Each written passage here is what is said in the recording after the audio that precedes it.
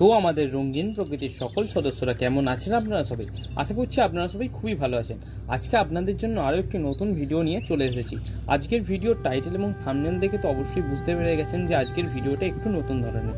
আজকের ভিডিওটা আমাদের শ্রিম্প নিয়ে হয়েছে। একটি ছোট শ্রিম্পের ট্যাঙ্ক সেট আপ আমরা করেছি, সেইটাই আপনাদেরকে দেখাবো। যারা পদ্ম গাছ এবং অন্যান্য গাছপালার মাঝখানেও একটু মাছ করতেও ভালোবাসেন কিংবা একটু জলজ অ্যাক্টিভিটি করতে ভালোবাসেন, তাদের জন্য এই ভিডিওটা। এটি একটি খুবই কম যত্নের মাছ, সেটি হচ্ছে চিংড়ি মাছ। সেইটি আপনাদেরকে সেট আপ করে দেখাবো আজকে। তো সবার প্রথমে আমরা নিয়ে নিচ্ছি একটি ছোট্ট 30 টাকা দামের যে গামলা হয়, সেই ছোট্ট 30 টাকা দামের গামলা নিয়ে নিচ্ছি। এই গামলাটিকে আমরা একটি জায়গার মধ্যে প্রথমে রেখে দেবো। এরপর এর মধ্যে আমরা নিচে কিছু ভার্মি দিয়ে দেবো। এই দেখুন, আমাদের আগে থাকতে রেডি করে নিয়েছিলাম কিছু ভার্মি কম্পোস্ট আছে, সেই ভার্মি কম্পোস্টটা আমরা নিচের লেয়ারটা দেবো এবং এর ওপরের লেয়ারে আমরা মাটি দেবো, তারপর একটু বালি দেবো। তাহলে আমাদের মাটিটা এইরকমভাবে আমরা রেডি করে নেবো। তো সবার প্রথমে আমরা এখন দিয়ে দিচ্ছি ভার্মি কম্পোস্টটি নিচের একটি লেয়ার আমরা সম্পূর্ণভাবে দিয়ে দেবো। আর এরপরে আমরা এর মধ্যে দিয়ে দেবো মাটি। তো আপনাদেরকে আর একবার মনে করিয়ে দিই, এই ভিডিওটি যদি ভালো লেগে থাকে তো ভিডিওটিতে একটি লাইক করে আমাদের চ্যানেলটিকে সাবস্ক্রাইব করে নেবেন। এইরকম নতুন নতুন অনেক ভিডিও আমাদের এই চ্যানেলে আপনারা পেতে থাকবেন। আর আপনাদের বন্ধু বান্ধবদের সঙ্গেও শেয়ার করে দিতে একদমই ভুলবেন না, যাতে ওরাও এই ভিডিওটি দেখতে পায় এবং ওদের কাছেও কিছু ইনফরমেশান যায়। তো আপনি এই ভিডিওটি অবশ্যই শেয়ার করে দিন। আর আপনি কোথা থেকে ভিডিওটি দেখছেন অবশ্যই আমাকে জানাবেন কিন্তু। তো এবারে আমরা এর মধ্যে মাটিটি দিয়ে দিচ্ছি। দেখুন, আস্তে আস্তে আমরা মাটিটি দিয়ে দেবো। এটি একদম কাদা মাটি আমি দিচ্ছি না, শুকনো করে নিয়েছি মাটিটিকে প্রথমে, তারপর সেই মাটিটিকে আমরা দিচ্ছি। আমাদের মাটিটি তো দেওয়া হয়ে গেল।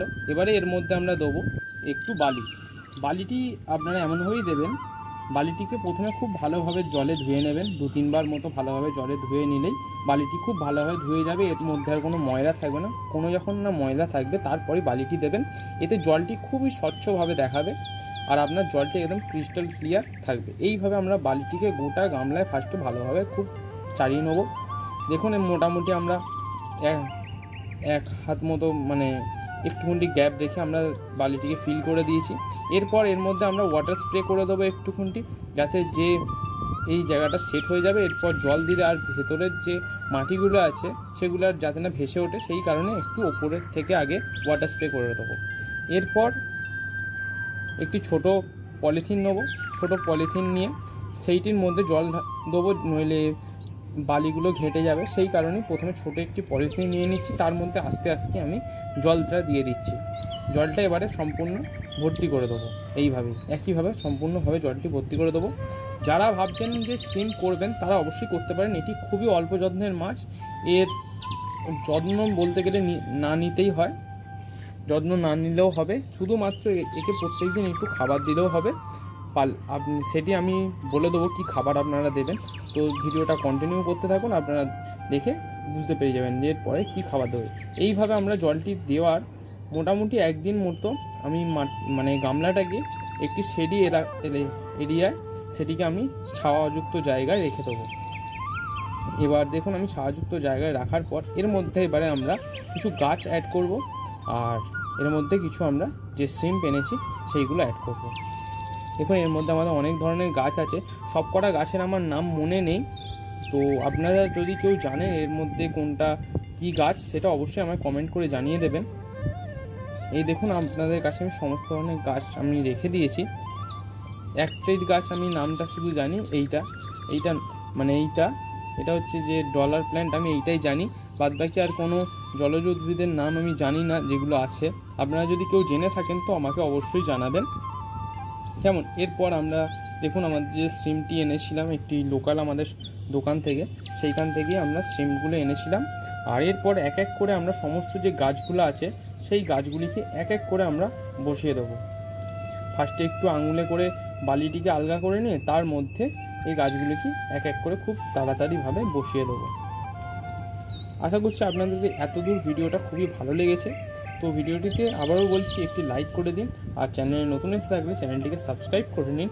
আর আপনার যদি কোনো প্রশ্ন থেকে থাকে এই ভিডিও নিয়ে কিংবা অন্যান্য কোনো ভিডিও নিয়ে, তো আমাকে কমেন্ট করে অবশ্যই জানাবেন।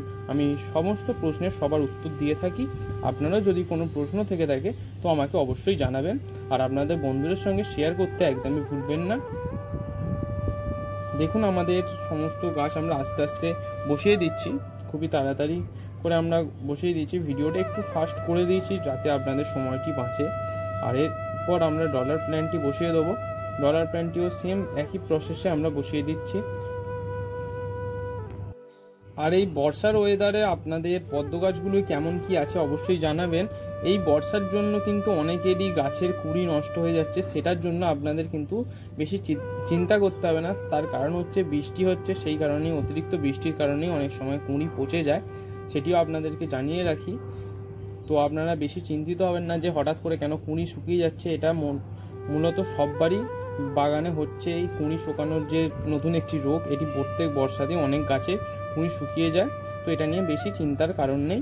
পারলে ওর মধ্যে একটি পলিথিন দিয়ে দেবেন কুঁড়িগুলোর ওপর, তাহলে আর কুঁড়িগুলোর মধ্যে জল ঢুকবে না, তো আর কুঁড়িগুলো ভেজার শুকিয়ে যাওয়ার কোনো ভয় থাকবে না। তো এখন আমরা এই যে দেখতে পাচ্ছেন এই যে স্ট্রিমটি আছে, সেই স্ট্রিমগুলো আমি ছেড়ে দিচ্ছি। এগুলি একটি লাল রঙের যে স্ট্রিম হয়, এগুলো বিভিন্ন ধরনের কালার হয়। আমার বেশ লালটি খুব পছন্দ হলো, সেই কারণে আমি শুধুমাত্র লাল কালারের স্ট্রিমগুলো নিয়ে এসেছি। এই স্ট্রিমগুলোর আমার দাম নিল এক একটা 25 টাকা করে পিস নিল।